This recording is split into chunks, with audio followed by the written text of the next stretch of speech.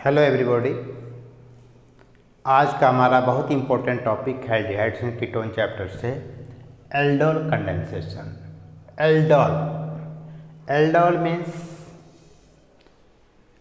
ऐसा कोई कंपाउंड जिसमें एल्डिहाइडिक फंक्शनल ग्रुप भी हो और all means alcoholic functional group भी हो। एल्डोल यह दो वर्ड से बना है, एल्डिहाइड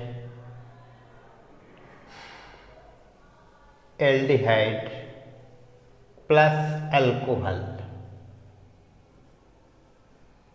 यानी कि एल्डिहाइडिक फंक्शनल ग्रुप CHO और अल्कोहलिक फंक्शनल ग्रुप OH। तो एल्डोल में दोनों फंक्शनल ग्रुप दिखाई पड़ते हैं, CHO और OH।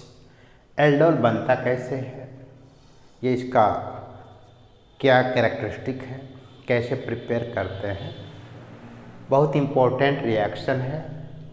अल्फ़ा कार्बन वाले जो भी एल्डिहाइड्स हैं, अल्फ़ा कार्बन और साथ में अल्फ़ा हाइड्रोजन, केवल अल्फ़ा कार्बन सफिशिएंट नहीं है, यानी aldehydes having alpha hydrogens undergo addition reaction, condensation reaction, addition नहीं कंडेंसेशन।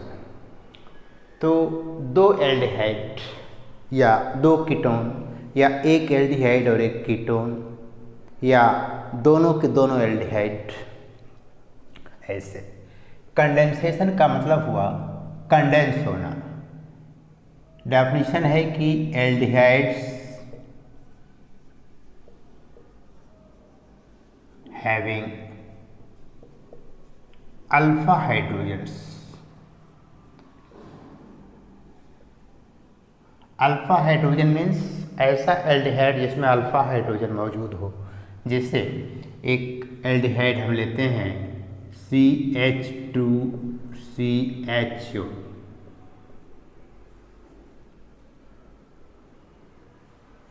यह एल्डिहाइडिक फंक्शनल ग्रुप है, कार्बोनिल कार्बन है और कार्बोनिल कार्बन के बगल वाला कार्बन अल्फा कार्बन है और अल्फ़ा कार्बन से जुड़ा हुआ हाइड्रोजन को ही हम अल्फ़ा हाइड्रोजन कहते हैं। अब यहाँ पर ये चेन कुछ भी हो सकता है, हम इसको R ले लें, RCH2CHO। तो यह ऐसा एल्डिहाइड है जिसमें अल्फ़ा कार्बन मौजूद है। अब एक यह एल्डिहाइड है HCHO, इसमें देखिए अल्फ़ा कार्बन नहीं है, अल्फ़ा कार्बन नहीं दिखाई दे रहा, नहीं है।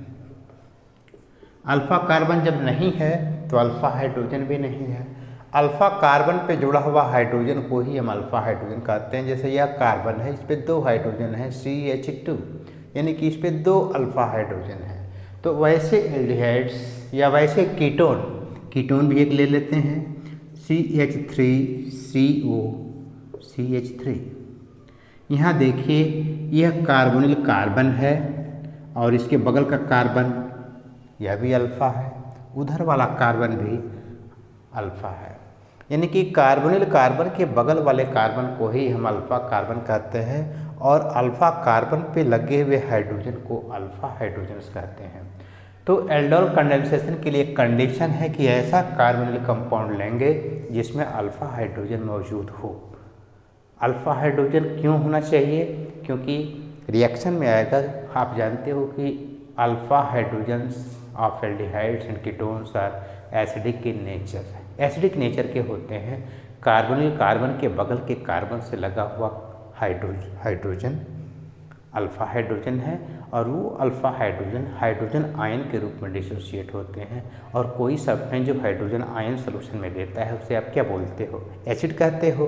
तो एसिडिक नेचर का होता है, यानी कि हाइड्रोजन आयन डोनेट करने की क्षमता रखते हैं ये, और यही इनका आवश्यक गुण है इस रिएक्शन के लिए, एल्डोल कंडेंसेशन के लिए। यानी कि दो एल्डिहाइड या दो कीटोन या एक एल्डिहाइड और एक कीटोन ऐसे होने चाहिए जिनके पास कम से कम एक अल्फ़ा हाइड्रोजन मौजूद हो। तो ये कंडेंस होते हैं और कंडेंस होते हैं तो एक प्रोडक्ट बनता है जिसको हम कहते हैं एल्डोल। तो आज के इस वीडियो में हम आपको एल्डोल कंडेंसेशन का मैकेनिज्म समझाएंगे कि किस तरीके से दो कार्बोनिल कंपाउंड एल्डोल कंडेंसेशन देते हैं। पहले जनरल रिएक्शन हम लिखते हैं। डेफिनेशन में लिखा आपने aldehydes having alpha hydrogens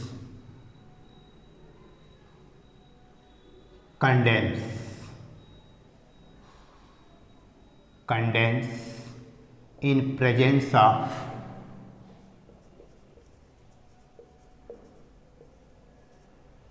dilute alkali होना चाहिए या डाइल्यूट बेस होना चाहिए या डाइल्यूट बेस, यहाँ तक कि डाइल्यूट एसिड भी इस रिएक्शन को इनिशिएट करते हैं। मेनली आप डाइल्यूट अल्कली कहें। डाइल्यूट अल्कली यानी कि हाइड्रोक्साइड आयन यदि मौजूद है तो रिएक्शन होगा एल्डोल कंडेंसेशन। तो aldehydes having alpha hydrogens condense in presence of dilute alkali और डाइल्यूट बेस और dilute acid to form aldol and the reaction is called aldol condensation and the reaction is called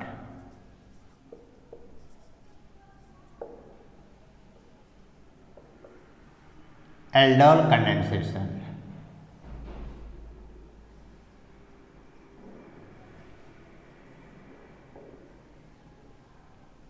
aldol condensation। अब हम acetaldehyde लेकर के इस reaction को expand कर देते हैं, जिससे CH3CHO एसेटल्डिहाइड है और दूसरा भी acetaldehyde, 2 molecules of acetaldehyde CH3CHO। होगा क्या, इस रिएक्शन में क्या होता है कि एक एल्डिहाइड के अल्फा कार्बन पर दूसरे एल्डिहाइड का कार्बोनिल कार्बन जुड़ता है।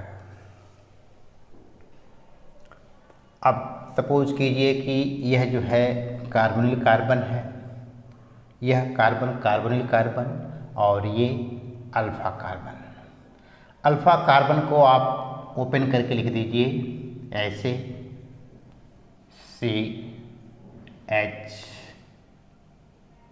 यह H और ये H, तीनों H हो गए। इन presence of hydroxide ion, hydroxide ion के प्रेजेंस में CH3CH, H रहेगा, यहाँ पर आ जाएगा OH और इसमें से एक हाइड्रोजन हट गया है, बच गया केवल CH2 और CHO। अब देखिए यही कंपाउंड कहलाता है एल्डोल। क्यों? क्योंकि यहाँ पर एक एल्डिहाइडिक फंक्शनल ग्रुप मौजूद है, यह CHO है, एल्डिहाइडिक फंक्शनल ग्रुप,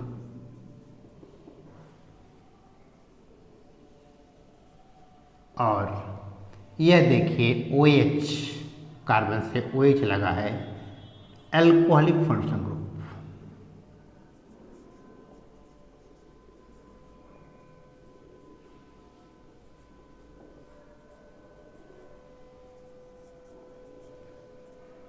तो एल्डिहाइडिक फंक्शनल ग्रुप और एल्कोहलिक फंक्शनल ग्रुप दोनों प्रेजेंट हैं, इसीलिए इस कंपाउंड को नाम दिया गया एल्डोल। नाम क्या हो जाएगा, साफ साफ नीचे लिख दिया जाए CH3CHOH CH2CHO। नेमिंग करने के लिए आप इस कार्बन को नंबर 1 देंगे। एल्डिहाइडिक कार्बन जो होता है उसको नंबर 1 दिया जाता है, जैसे कार्बोक्सिलिक फंक्शनल ग्रुप को नंबर 1 लिखते हैं तो 1 2 3 4 4 कार्बन है, तो 4 कार्बन का एल्डिहाइड है ये। थर्ड कार्बन पे OH है तो 3 हाइड्रोक्सी ब्यूटेरिक एसिड से डिराइव्ड है एल्डिहाइड तो ब्यूटेरल्डिहाइड।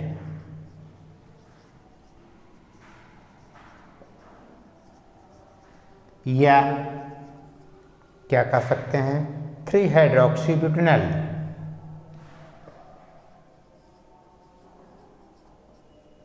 Hydroxy butanol. ब्यूटेनॉल 1 कहने की आवश्यकता नहीं क्योंकि एल्डिहाइड फंक्शनल ग्रुप तो हमेशा नंबर 1 पे होता है।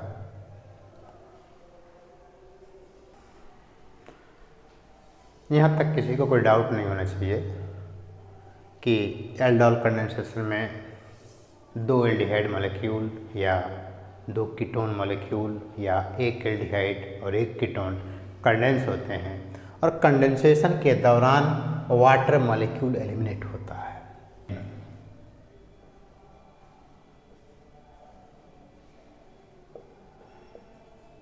मैकेनिज्म में पहला स्टेप इसमें यह है कि हाइड्रोक्सी ग्रुप CH3CHO इस पे रिएक्ट करता है हाइड्रोक्सी ग्रुप।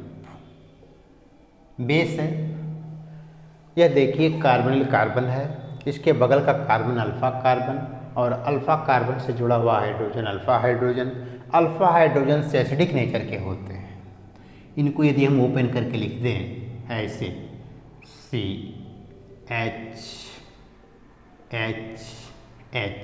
वही था, रिएक्शन के एक्सप्लेन करने के लिए जो है उन्हें ओपन करके लिख देना ज़्यादा बेटर होता है।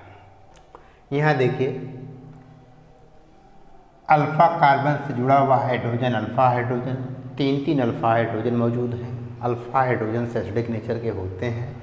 इसमें से एक हाइड्रोजन को हाइड्रोक्सी ग्रुप ले लेगा तो बनेगा क्या, वाटर बन गया यहाँ पे H2O प्लस CH2। यहाँ पर देखिए अल्फा कार्बन पे 2 ही हाइड्रोजन बचे रह जाएंगे CH2CHO। और क्योंकि हाइड्रोजन आयन यहाँ से अलग हुआ था, हाइड्रोजन आयन अलग होने से ये जो बॉन्ड है इसके 2 इलेक्ट्रॉन बचते हैं और 2 इलेक्ट्रॉन को हम ऐसे लिख दिए और यह तैयार हो गया कार्बन आयन। इसको फर्स्ट का लीजिए ना, ये कार्बन आयन है,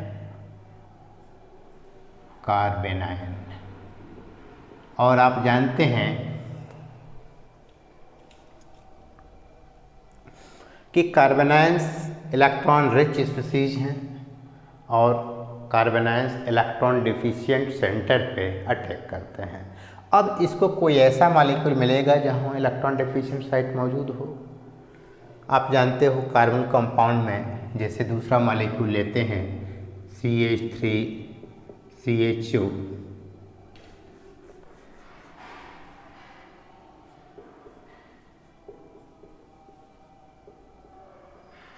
तो कार्बोनिल कार्बन में आप जानते हो कि ऑक्सीजन की इलेक्ट्रोनेगेटिविटी ज़्यादा है, ऑक्सीजन अपनी तरफ इलेक्ट्रॉन को खींच रहा है, तो यह कार्बन इलेक्ट्रॉन डिफिशिएंट साइट हो गया। ये इस कार्बन पे इलेक्ट्रॉन डिफिशियंसी है, यानी कि कोई भी स्पीसीज जो इलेक्ट्रॉन रिच है वह यहाँ अटैक कर सकता है। तो नेक्स्ट स्टेप ये हो गया फर्स्ट स्टेप फर्स्ट। और स्टेप सेकंड में क्या होगा, यही कार्बन आयन जो बना है फर्स्ट वाला उस साइट पे अटैक करेगा, यानी कि जो CH3CHO दूसरा एल्डिहाइड मॉलिक्यूल आपके पास जो था उस पे यह कार्बन आयन अटैक करेगा CH2CHO नेगेटिव चार्ज। अब नेगेटिव चार्ज कहाँ पे अटैक करेगा, इस कार्बन पे। तो नेगेटिव चार्ज अटैक करेगा, ये एरो से आप इसको ऐसे रिप्रेजेंट कर दीजिए या ऐसे लिख दीजिए चार्ज को। यह कार्बन इस कार्बन पर अटैक कर रहा है, एक्चुअली आप इसको ऐसे घुमाते हुए दिखाइए, मैकेनिज्म है। मैकेनिज्म में इलेक्ट्रॉन का मूवमेंट, कहाँ से इलेक्ट्रॉन कहाँ पे जा रहा है, उसका मूवमेंट आप एरो के जरिए दिखाते हैं। थोड़ा अटपटा लग रहा है देखने में, इसको हम ऐसे लिख दें CH2 ऐसे। अब इसे कर दीजिए कि सीधे से आ गया, यहाँ पे अटैक किया। जब यहाँ पे आएगा तो जो पाई इलेक्ट्रॉन क्लाउड है शिफ्ट होते हैं। जैसे वाटर है, किसी बाल्टी में पानी लेके जा रहे हो, पानी हिचकोले खाता है, उसी तरीके से पाई इलेक्ट्रॉन क्लाउड लोकलाइज नहीं होते हैं, वो मूव करते हैं।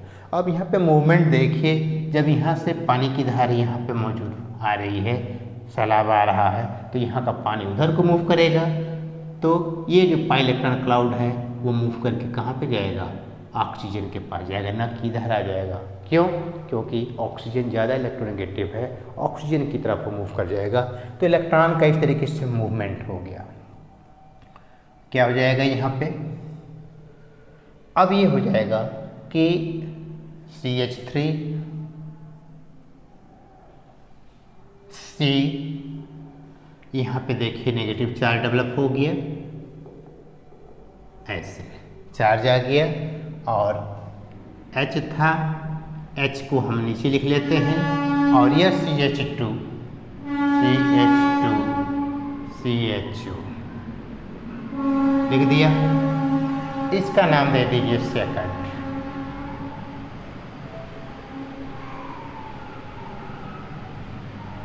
अगले स्टेप में क्या होगा?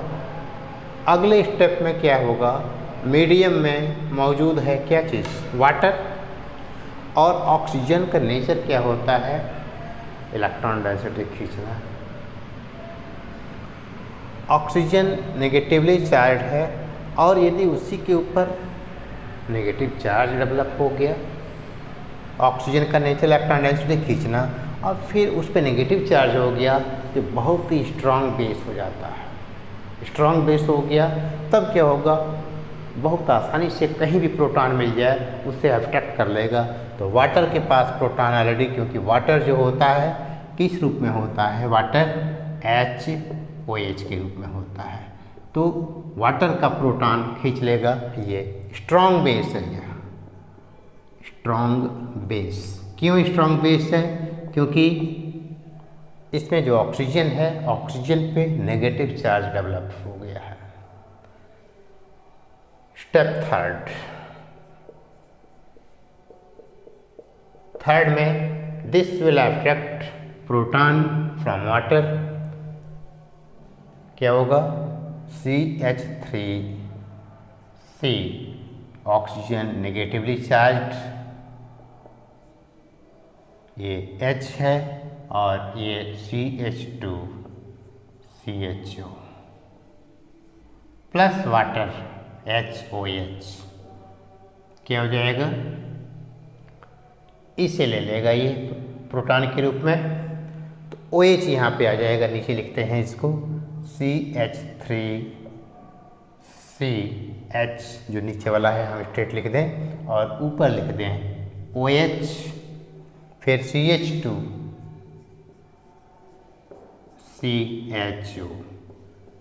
यह बन गया एल्डोल, नाम है ये एल्डोल, क्योंकि इसमें एल्डिहाइडिक फंक्शनल ग्रुप और अल्कोहलिक फंक्शनल ग्रुप दोनों मौजूद हैं। नाम हो गया number 1 2 3 3 hydroxy butanol, 3 hydroxy butanol.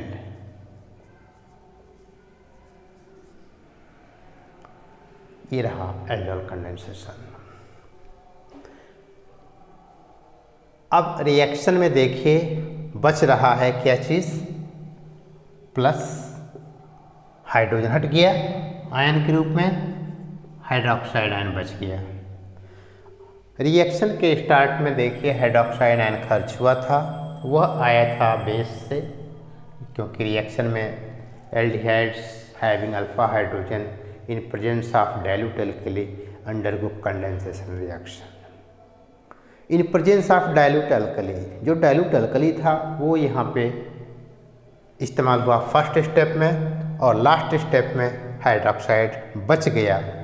और आप जानते हो कि रिएक्शन के स्टार्ट में और रिएक्शन के अंत में यदि किसी सब्सटेंस का कंसंट्रेशन चेंज नहीं होता है, यहाँ पे OH रिएक्शन को इनिशिएट कर रहा है, अंत में बन भी जा रहा है यानी कि बच जा रहा है, तो यह काम कर रहा है कैटलिस्ट का। यानी कि in aldol condensation dilute alkali acts as catalyst. Note, in aldol condensation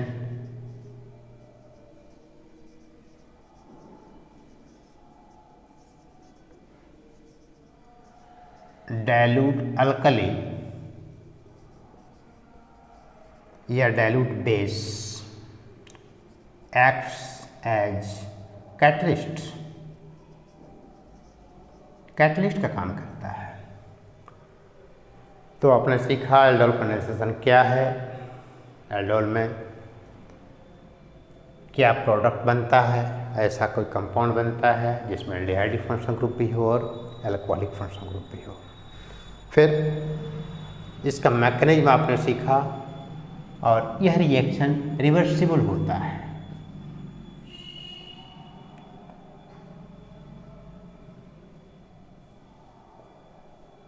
reversible reaction, तो पूरा डिटेल एल्डोल कंडेंसेशन का ये था। इसके बाद जो एल्डोल बना है, एल्डोल को जब हम हीट करते हैं तो डिहाइड्रेट होता है। अब डिहाइड्रेशन प्रोडक्ट भी बनता है। अब क्या बनेगा जब हम इसको डिटेल में नेक्स्ट वीडियो में डिस्कस करेंगे कि एल्डोल को हीट किया जाता है तो एल्कीन्स बनते हैं, और कौन से एल्कीन बनेंगे कैसे डिसाइड किया जाएगा। एक्चुअली हाईली सब्स्टिट्यूटेड एल्कीन्स बनते हैं, उसमें एल्डिहाइड फंक्शन ग्रुप बचा रहेगा, OH जो है OH केवल हटता है और डबल बॉन्ड जनरेट होता है। तो dehydration product of aldol condensation हम डिस्कस करेंगे नेक्स्ट वीडियो में। इसमें एक और टॉपिक है एल्डोल कंडेंसेशन का, crossed aldol condensation. Crossed aldol condensation का मतलब कि एल्डोल्स एल्डिहाइड्स जो थे या कीटोन जो थे जब एक ही वेराइटी के हैं, जैसे सब के सब एस्टल्डिहाइड हों या सब के सब प्रोपेनॉल्डिहाइड हों या दोनों के दोनों कीटोन्स हों, एसीटोन हो मान लीजिए, या मतलब एक वेराइटी के हों, तब जो होता है सिंपल एल्डोल कंडेंसेशन कहलाता है। लेकिन मान लीजिए एक एस्टल्डिहाइड हो और दूसरा एसीटोन हो, एक एल्डिहाइड और एक कीटोन, क्योंकि कंडीशन तो सिर्फ यही है कि अल्फा कार्बन होना चाहिए, अल्फा हाइड्रोजन होना चाहिए। एसीटोन के पास भी अल्फा कार्बन और अल्फा हाइड्रोजन है तो वो भी रिएक्ट करेगा सिमिलर मैनर में। तो उस केस में जब डिफरेंट होते हैं तब एल्डोल कंडेंसेशन को क्रॉस्ड एल्डोल कंडेंसेशन कहते हैं। यहाँ पे क्रॉस लग जाएगा तो कल हम लोग पढ़ेंगे क्रॉस्ड एल्डोल कंडेंसेशन, और क्रॉस्ड एल्डोल कंडेंसेशन के बाद dehydration products of aldol condensation. Paper में यही पूछा जाता है, जिससे हम आपको ये बताएंगे कि कैसे आप डिसाइड करोगे कि एल्डोल कंडेंसेशन का प्रोडक्ट क्या बनेगा। जैसे किसी पेपर में इस तरीके से डिटेल मैकेनिज्म आपसे यदि नहीं पूछा जाता है, BSc में पूछा जाएगा आपसे, इंटरमीडिएट लेवल तक आपको दे दिया जाएगा कि एल्डिहाइड 2 हैं। अब मान लीजिए कि एक अल्फ़ा कार्बन मौजूद है, एक में अल्फ़ा हाइड्रोजन मौजूद है, दूसरे में अल्फ़ा हाइड्रोजन है ही नहीं, पूछेगा क्या इसमें एल्डोल कंडेंसेशन पॉसिबल है। तो आप जानते हैं कि दोनों के पास अल्फ़ा हाइड्रोजन होना चाहिए। यदि अल्फ़ा हाइड्रोजन नहीं है एल्डोल कंडेंसेशन नहीं होगा। दोनों के पास भी नहीं होना चाहिए, कम से कम एक के पास होना चाहिए, क्योंकि दूसरा स्टेप के लिए तो कार्बोनिल कार्बन की आवश्यकता है, यानी कि एक एस्टल्डिहाइड और दूसरा फॉर्मल्डिहाइड हो सकता है। तो पहले एस्टल्डिहाइड जो है कार्बन आयन जनरेट करेगा और वह जो है फॉर्मल्डिहाइड पे अटैक करेगा। इसको भी हम नेक्स्ट वीडियो में डिस्कस करेंगे, कवर करेंगे पूरा। यदि आपको ये वीडियो पसंद आया हो तो लाइक कर दीजिए, और यदि आप इस चैनल पर नए हों तो प्लीज़ सब्सक्राइब कर दीजिए और ऐसे ही आपको डिटेल मैकेनिज्म हम इस चैनल पे सिखाते रहेंगे। सारे मैकेनिज्म इसमें कवर करने वाले हैं और मैकेनिज्म का एक प्लेलिस्ट हम बनाने वाले हैं। प्लेलिस्ट में सारे मैकेनिज्म जितने नेम रिएक्शंस हैं, सारे नेम रिएक्शंस का मैकेनिज्म और उस पर बेस्ड क्वेश्चंस कैसे आप हल करोगे, सब कुछ इस वीडियो में आपको मिलेगा। Thank you.